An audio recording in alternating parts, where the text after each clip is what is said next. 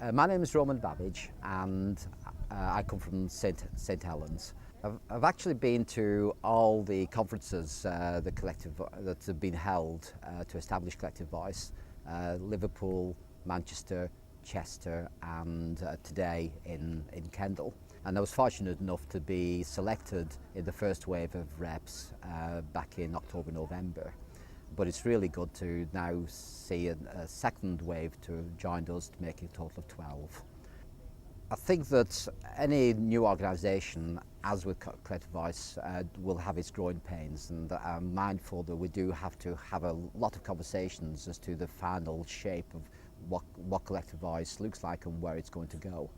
What's so different about Collective Voice is that it fulfills the need for a more strategic look at engagement and the delivery services across the whole of the Northwest.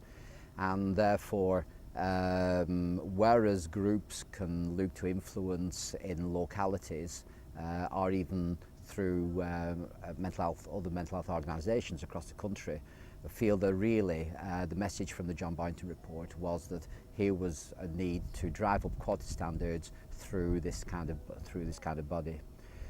Accountability is very much an issue, and I'm mindful that so far we've had many hundreds of people who've joined and have participated in the conferences, but it's going to be absolutely key that we have a very wide membership who give us as reps the mandate.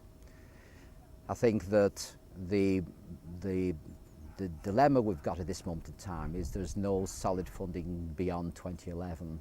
That this first phase has been supported through UCLAN, through a Rethink and Mental Health Improvement Programme, but nevertheless it's going to be really important that we actually do have a clear steer on where we're going to get our funding, and so as it can kind of deliver on what we need to do.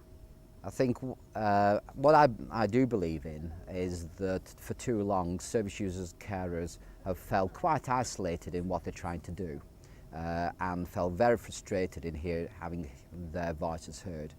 I think my ambition for Collective Voice is that we all work together to carry each other to improve both the quality of services but also the quality of life of our members and the wider public.